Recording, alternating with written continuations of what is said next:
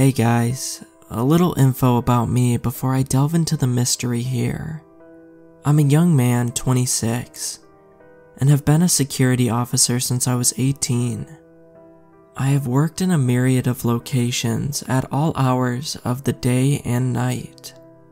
I am also an extreme skeptic of the fantastical, and sternly believe there is a logical explanation for most things we could encounter. In the last 8 years, I have not experienced anything out of the ordinary at any of the sites I have worked. Until now. The following story is my subjective experience and as accurate and unbiased as I can possibly make it. I recently started a new security position at a scientific chemistry laboratory on the edge of town. I can't exactly describe the nature of the work outside of this brief synopsis. From what I can gather, it's mostly chemistry. Developing chemical compounds to be sold and distributed. This is hardly the strangest site I have worked at in my security career, but it's definitely the most interesting. I started here roughly 3 weeks ago. I worked the swing shifts over the weekends, and spent the majority of my first week training with our day shift manager. During the day shift, of course. The latter half of that week was spent on my own during the swing hours.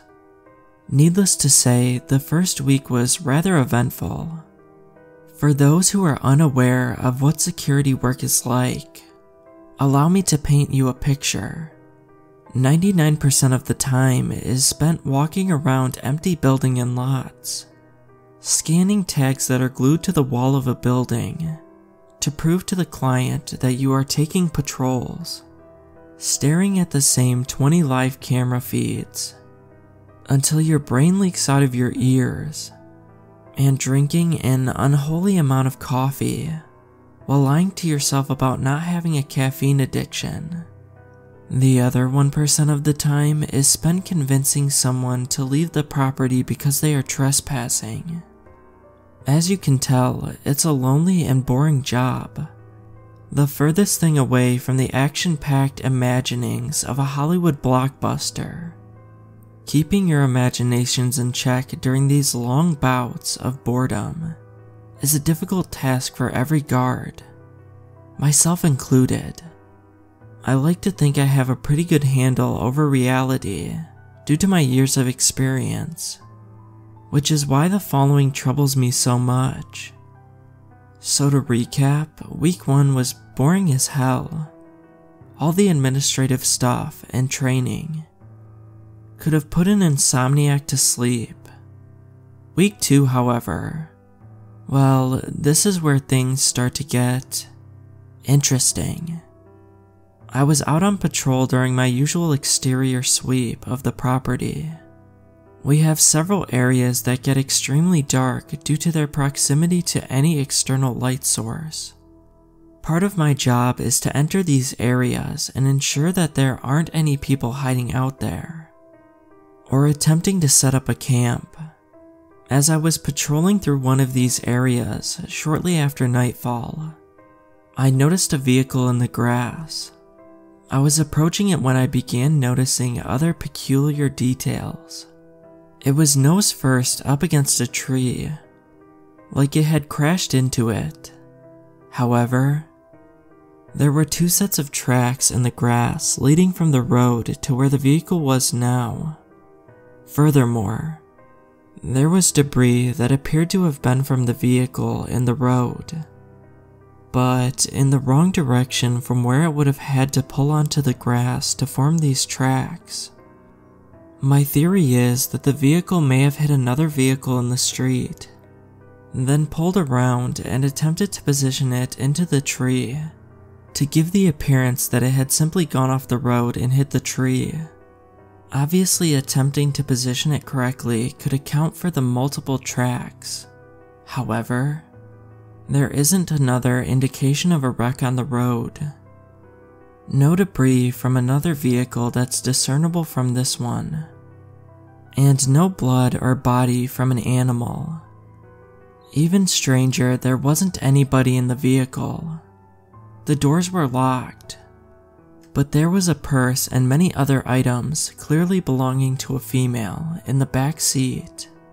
Whoever had been operating it appeared to have left in a hurry, or perhaps the vehicle had been stolen.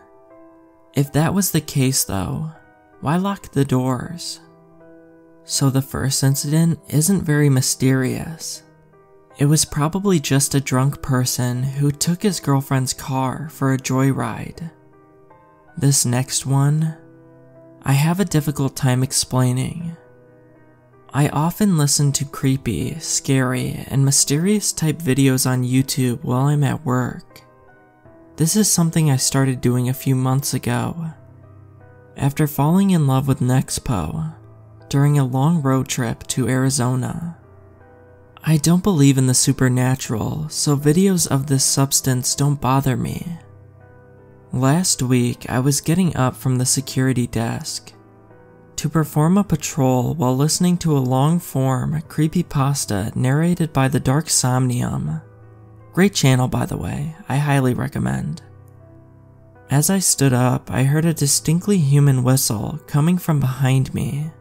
No, I figured this was a whistle coming from the video, and my ears were playing tricks on me. I listen to things in my Bluetooth earpiece often, and it can sometimes have this effect. I was supposed to be at the site entirely alone, however, so I wanted to be sure. I rewound the video. No whistle.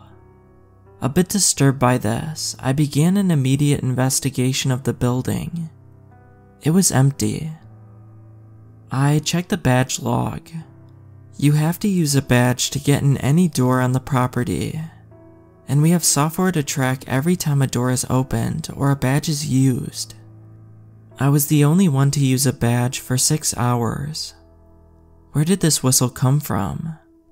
The security desk is in a lobby, and the labs in this building are completely sealed off. Not a single piece of equipment in this lobby can make a whistling sound naturally. This same night, approximately an hour after I had heard the whistle, I was outside on patrol and began hearing howling. It's not uncommon to hear noises out here, considering the facility borders a large, dense forest. I grew up out here, and I have heard all manners of animal sounds. This howling, however, was deeply perplexing. It was in the pattern of a wolf, but it was clearly an elk or deer call. It was the most uncanny howling I have ever heard. This is when things began to get under my skin. I know for sure we have deer at this site, as I see them nightly. Let me tell you, when you shine an LED flashlight into a deep, black abyss and see legions of glowing eyes staring back at you, it's difficult not to be spooked. But the events remind me of the stories I have heard of skinwalkers. Let me be clear when I say that I absolutely don't believe in them, as they defy the laws of physics, and thus cannot exist in the physical realm. I simply find the parallel interesting. Since I have started working here, I have noticed a distinct unease that gets progressively worse as the night goes on. I have figured out that it's anxiety and stress. I can't explain where it's coming from, however. Even on the nights where nothing is out of the ordinary, I find myself in a near fight or flight mode by the end of my shift. Even now, as I am typing this, my senses are heightened, and I am finding it progressively more difficult to not smash the keys on my keyboard.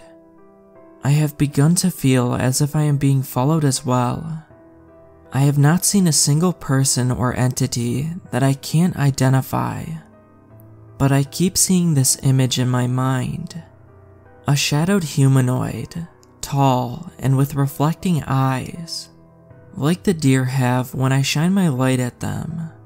The other guards have not experienced anything of the sort, which could be due to a lack of perception. denial in the face of evidence, or sheer luck. There is definitely something strange going on at this place. I can't help but feel that all of these incidents are inextricably linked somehow. The fox molder in me believes that maybe I attracted a skinwalker during my trip to Arizona, and it followed me back here. But that wouldn't even begin to explain why I only have issues at this site. I work other sites as well and don't experience anywhere near this level of unease or strange happenings. Then there is the fact that I am a huge skeptic of the paranormal. Also, I have found a few less notable things since I have been here too. Just today, I found a notebook log in the lost and found pile, dated to August of 2017. It was filled with ramblings about colors, dates, names, and remote viewing practices. Then, the latter half of the notebook was filled with math equations and notes about improving their tennis game. I promise there's more, but I'm running out of time in my shift.